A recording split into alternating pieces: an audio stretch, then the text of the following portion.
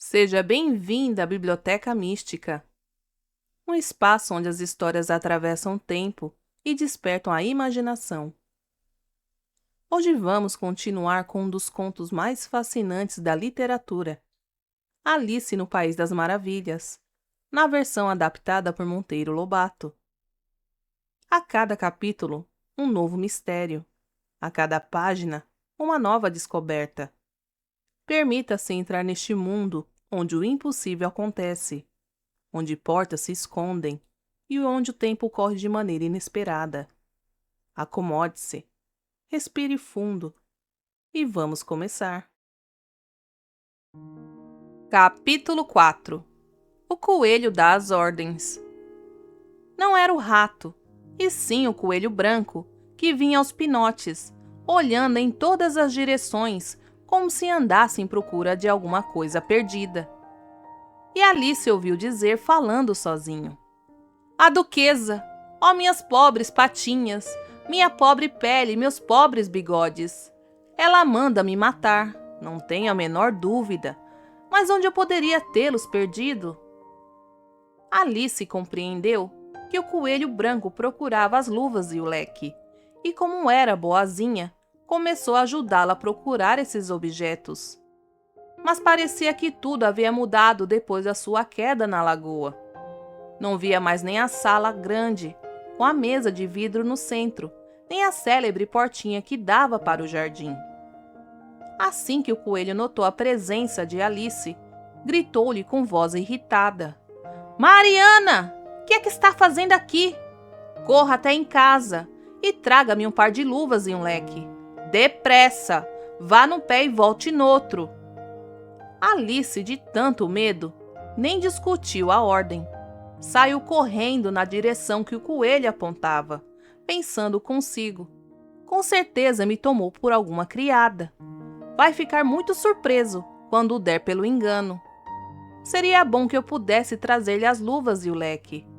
Mas onde a tal casa?"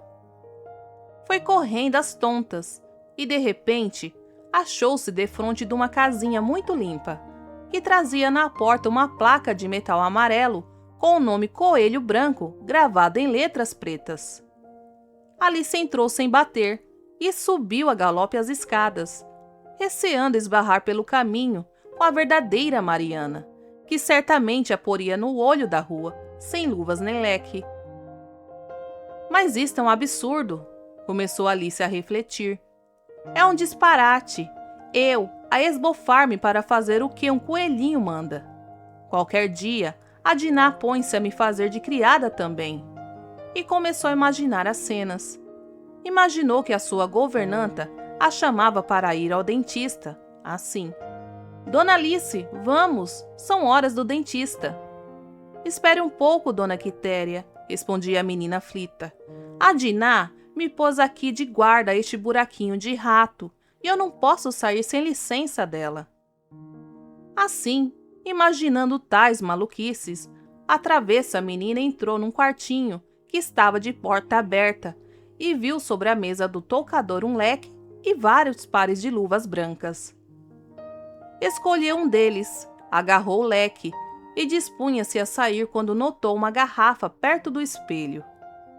Não havia rótulo dizendo "beba-me", mas Alice abriu-a e provou o líquido, pensando: "Sei que acontece sempre alguma coisa estranha quando como ou bebo neste país das maravilhas.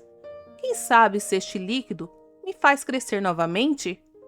Já estou farta de ser pequenininha." De fato, assim foi.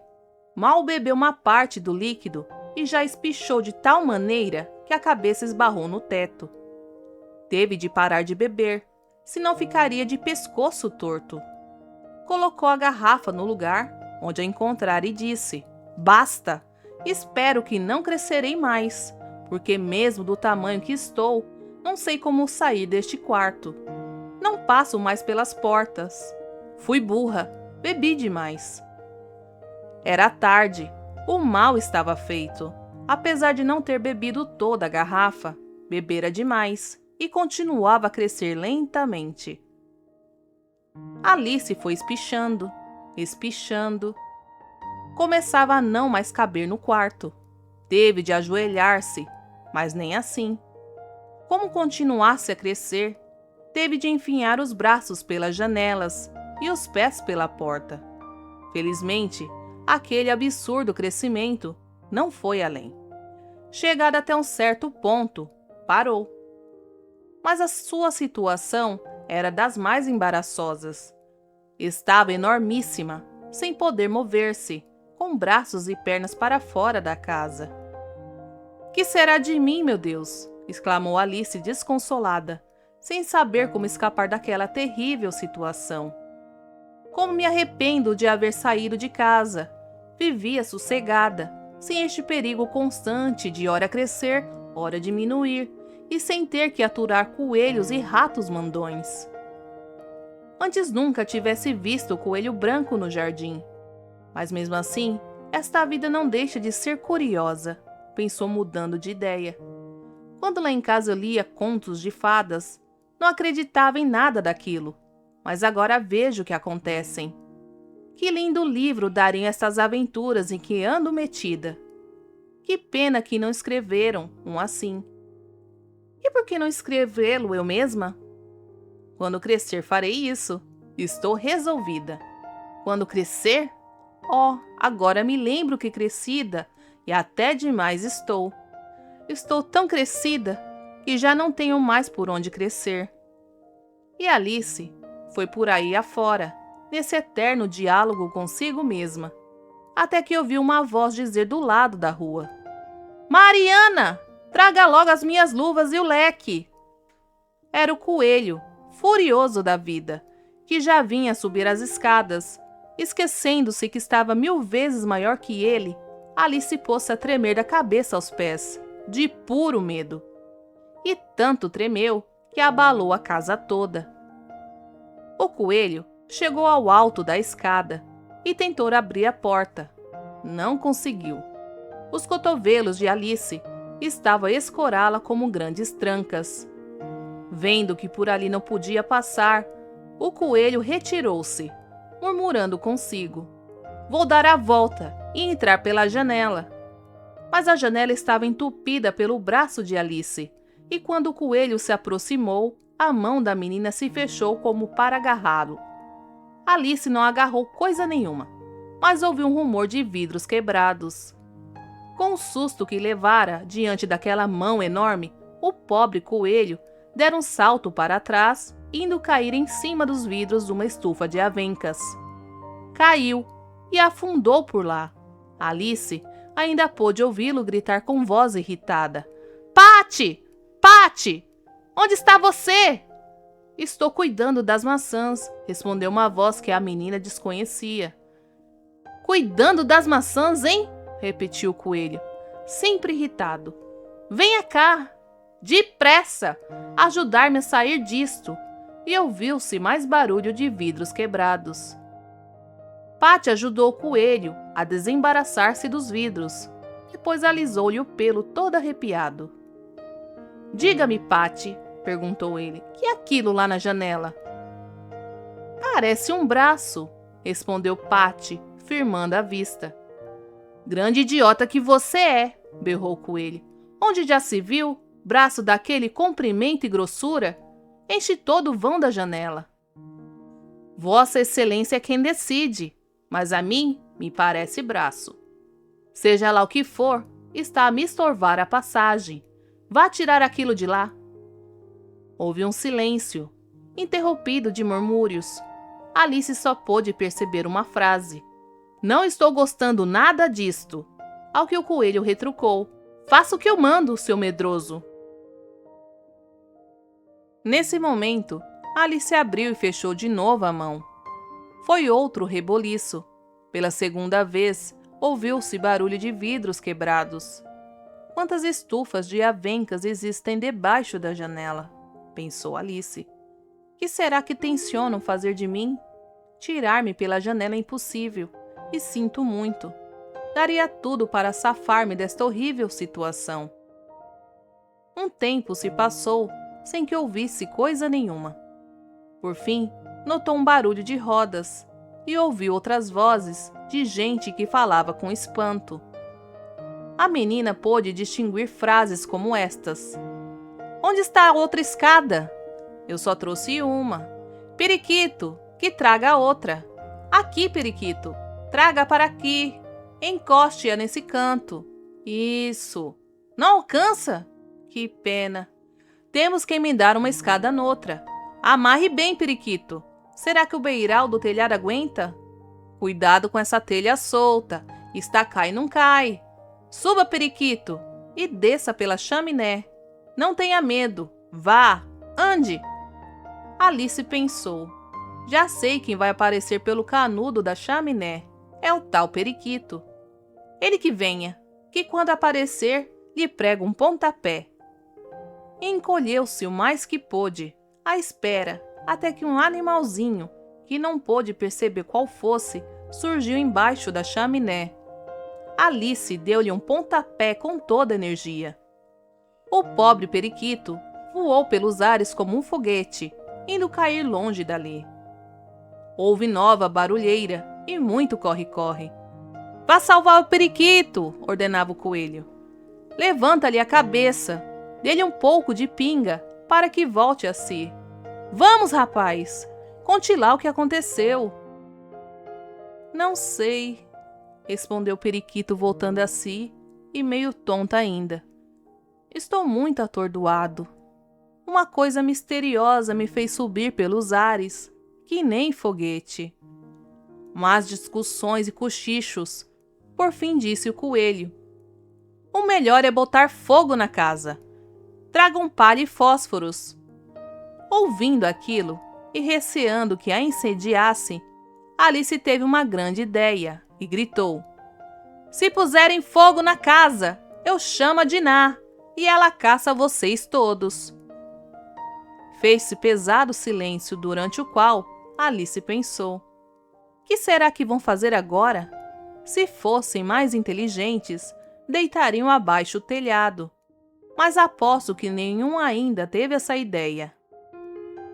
Passados uns segundos, ouviu-se de novo a voz do coelho. "Para começar, basta um carrinho cheio", dizia ele. "Cheio de quê?" interrogou-se Alice, sem poder atinar com a resposta.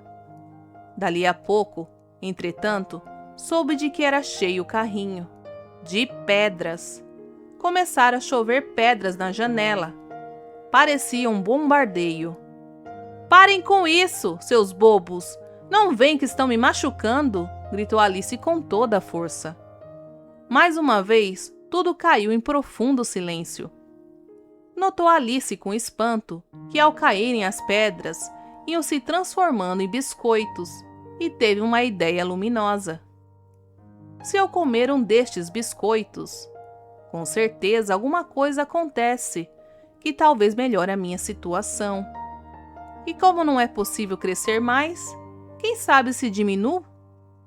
Alice comeu um dos biscoitos e logo sentiu, com imensa alegria, que lentamente começava a ficar menor. Assim que diminuiu o necessário, safou-se da casa e correu para fora, onde a esperava uma multidão de pequenas aves e animais. O tal Periquito não passava de um lagartinho. Estava ainda tonto da queda, escorado por 2 porquinhos da Índia que lhe davam a beber goles de pinga. Mal a viram aparecer, avançaram todos para ela, mas Alice pôs-se a correr e logo se achou livre deles, no seio de uma floresta. "A primeira coisa que tenho a fazer", disse Alice, enquanto vagava pelo bosque, "é voltar ao meu tamanho natural. E a segunda é achar o caminho daquele jardim encantador. Não desisto de conhecer esse jardim." Bom era o plano, mas como executá-lo? Alice não tinha a menor ideia a respeito e começou a andar ao acaso pela floresta. De repente, ergueu os olhos para uma árvore e viu, sentado num galho, um cãozinho. "Oh, coitado!" murmurou com piedade, mas logo se lembrou que podia ser um cão faminto, dos que comem meninas. e ficou transida de medo. Quase sem saber o que fazia, pegou uma varinha e ofereceu-a ao cão. Este saltou da árvore para apanhá-la. Alice escondeu-se atrás de um tronco. Apesar de muito pequeno, aquele cãozinho era maior que ela e podia comê-la como comeria um rato. Por isso, ficou rodear o tronco, de modo que o bichinho não pudesse pegá-la. E em certo momento, deu uma carreira e escapou para longe. Correu a mais não poder, só parando quando percebeu que o cão estava muito distanciado. Que pena! Era tão lindo! Exclamou Alice, sentando-se para descansar e abanando-se com uma folha de mato. Gostaria imenso de tê-lo comigo, para lhe ensinar uma porção de prendas. Isso caso eu não fosse tão pequenininha. Vejo que tenho de crescer novamente, e quanto antes. Mas como será? Que devo fazer? Suponho que tenho de beber ou comer qualquer coisa desta terra das maravilhas. Mas beber ou comer o quê? Eis o grande problema. Realmente, era esse o grande problema. Tinha de comer ou beber alguma coisa. Mas o quê? Alice olhou para as ervas e flores em redor e nada viu que lhe parecesse de beber ou comer. Nisto avistou um grande cogumelo da sua altura. Examinou-o de todos os lados e lembrou-se de examiná-lo também do lado de cima. Trepou a uma pedra perto e de lá pôde ver, sentado no topo do cogumelo, um bicho cabeludo, que fumava calmamente o seu cachimbo e parecia indiferente ao que se passava ao seu redor. E assim encerramos mais um capítulo de Alice no País das Maravilhas, na versão adaptada por Monteiro Lobato. Se essa história despertou sua imaginação, deixe seu like e inscreva-se no canal para continuar explorando mundos extraordinários. No próximo capítulo, novas surpresas aguardam por Alice. E talvez por você também. Até a próxima leitura!